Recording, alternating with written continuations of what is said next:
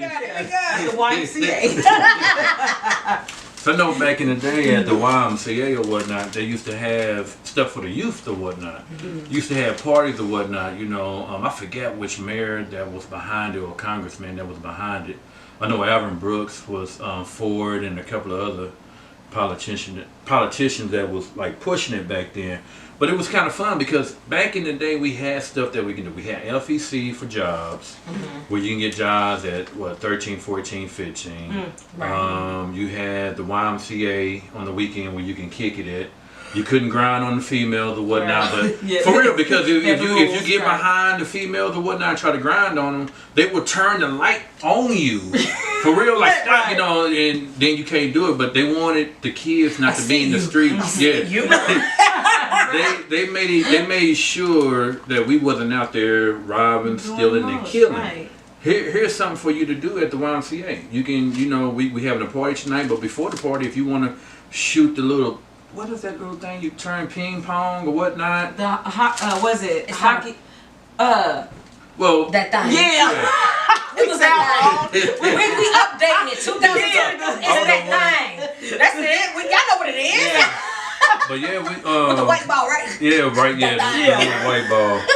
And they had like, you know, a lot of stuff was, you know, for the youth back then, but now it's not as much. But you know, I said that, and actually I was as a matter of fact, I was talking to Rock Gumbo. We were talking about that because I'm gonna say this as a mother. I'm gonna speak from a mother standpoint. Yeah. With me going through that loss, I have a 12-year-old son. The boys are 12 and 5. Now my 12-year-old son, you know, he's starting to feel the loss, so he's going through it. We're going through a lot of issues. I've been trying to like find a lot of resources, and I had to talk with Rock because the guys at the shop, they've been wonderful when it comes to helping me and my son. Like they talk to him, mentor him, like they're awesome men. So we were talking, and I'm like, the crazy thing is, I can find programs and therapy and all this affordable for kids that are like 16 and up. You know, like 16 to 18. They have all types of stuff. But no, we need to find something for these kids that are in between, let's just say 10 to 13 or 10 to 14, because those years are very crucial. Those years are very pivotal for the adolescent mind. They're going through puberty, and the kids that have been through trauma. Think about trauma and puberty. Yeah. So now you got a double whammy. You're discovering yourself, you don't know what's going on, and you are trying to deal with your mental of all the thoughts. You got social media. That's you got making TV, it worse. Yes, and all all this action stuff movies is got making killing. it worse. And if you turn on the radio, nothing against KPRS or nothing like that, but they play a lot of murder music. Yeah. And it's not cool. Why are you playing all this murder music when we got all these murders going on in the city? It ain't nothing else you can play. You telling me if you play something positive, people gonna stop listening to your radio station? That's not true. Well, that's how people feel. That's not true. You don't have, ain't nothing against the rappers and everything, but you know, at some point, you know, your music is like affecting some of the youth. Yeah. You might not think it is, but some of these kids don't have no father. You know, they've been raised by the streets. So you turn on the regular, TV or the radio station, you hear murder, murder, murder. Then you turn on TV, action movie, kill, kill, kill. They are being programmed. Yeah, they are. And people don't see it. It's either murder or sex everywhere. Yeah. And they push both of those in the children's faces because, like, I will keep on with me being a single mom, I see it from so many angles. And I mean, I'm always on my kids. You can't watch this. You can't watch that. You can't listen to this. I'm like so strict in my house. You know, sometimes I try to relax with the kids because I know it's not their fault. But still, it's like as a mom, I don't want them seeing all of this, you know, so I try so hard, but that's what I want to see in the community. We need consistency and something for this younger group that to where we can even let the younger group know that, you know, hey, we got you, because those kids, there's nothing for them. There's nothing for them. But madness out there, that's about it. Yeah. And I'm a teen mom. I had my oldest, I was pregnant at 15, had her at 16. And yeah, wasn't nothing to do besides just, you know, so I'm proud of my oldest. She's 20. Woo! Graduated. No cheering. Yes! Shout out to Takia. Takia. Yes, I'm so proud of her because she definitely broke that cycle. That's what's So we stopped that. But like I say, like, I got, like I said, I see so many different sides of it. Even for me back then, there were not a lot of resources. And I had taught kids here in Kansas City. Yeah. Now, we moved a lot of places. That's what helped me get a broader, spectrum of what was out there. Because there was nothing out there. And all them places I moved, like I say, we just had to figure it out. Yeah. Terrible. Yeah, it was something else. We definitely got to do something for these kids. All like right. we should connect. Yeah, we most should connect definitely to figure out got to. something.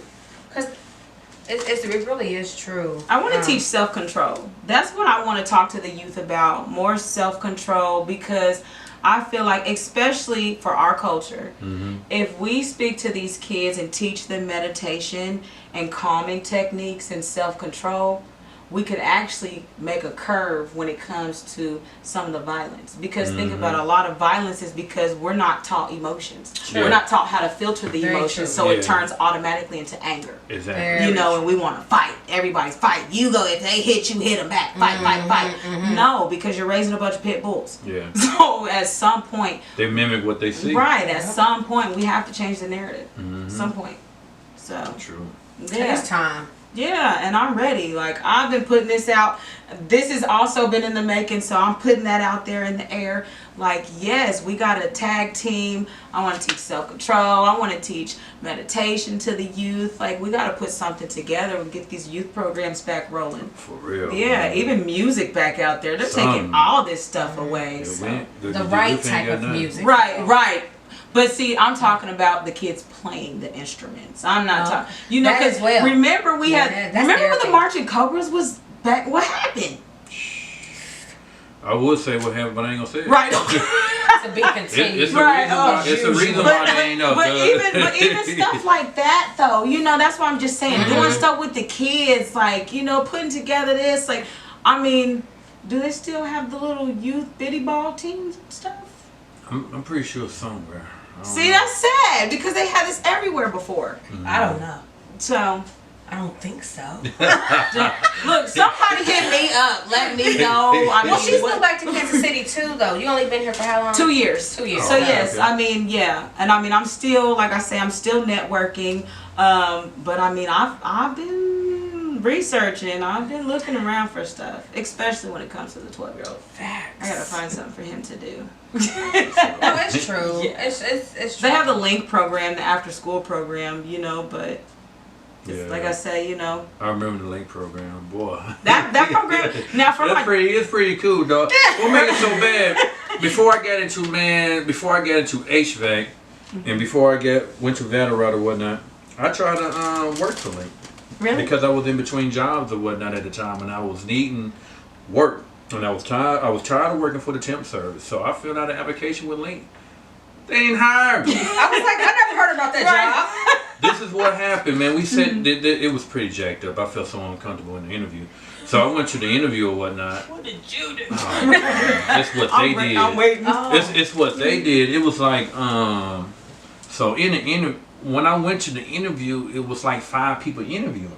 I didn't think that was going to happen. So we sitting down in this little bitty room and they bouncing all these questions off of me. And they asked me this one question. It was like, okay, if everybody's on the playground, this is a true story. This is Link, and this is an actual interview. They was like, if you are on the playground and one of the kids go out and run into the street, do you go out to the street and get that kid? I was like, yes. You go out there and get the kid and make sure he don't get hit by a car. He was like, no, you don't do that because you done left all the other kids on the playground. I'm like, but I feel like that would be a person's initiative. Because look, I'm thinking the same thing. That would be my response. Go get the kid. It's tricky. And I'm like, I guess it wasn't for me. When it's not for you, it's not for you. Was I salty behind it? I was like, yeah, because I felt like I was railroaded. Because when he asked that question, another lady asked another question. The superintendent over Link asked me another question after that, and I'm like, okay, now y'all corner me in this pocket. Now I'm uncomfortable. Now I'm giving you all the wrong answers because you. What are you doing here? This stuff is not. I mean, is this an interview or is this an interrogation? I didn't get the job, but it wasn't for me. So I just had to share that story. It's just Thank you for sharing that. Yeah. So if you ever want to be a link staff, don't answer that question that way.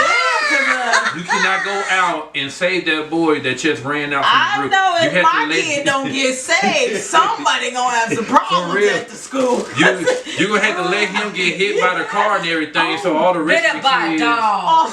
Well, basically Oh, that's my what he Lord. was saying. He was like, Yeah. "So you gonna leave all the rest of the kids out here?" But if they unattended?" safe in the gate, And I'm like, "Oh my God!" I answered I the mean, question hey, the wrong yeah. way. I'm like, "Oh boy." It's scary out here, y'all. yeah, it is. It's real out here. Teach your kids don't run in the street. Basically, that's how you solve that. Just teach your kids not to go in the street. Oh man. Oh my Lord! Whoa! True story, man. True Wow. story. Trippy Nation. Yes. Hey, but you know, it wasn't for me. You know, it just brought me.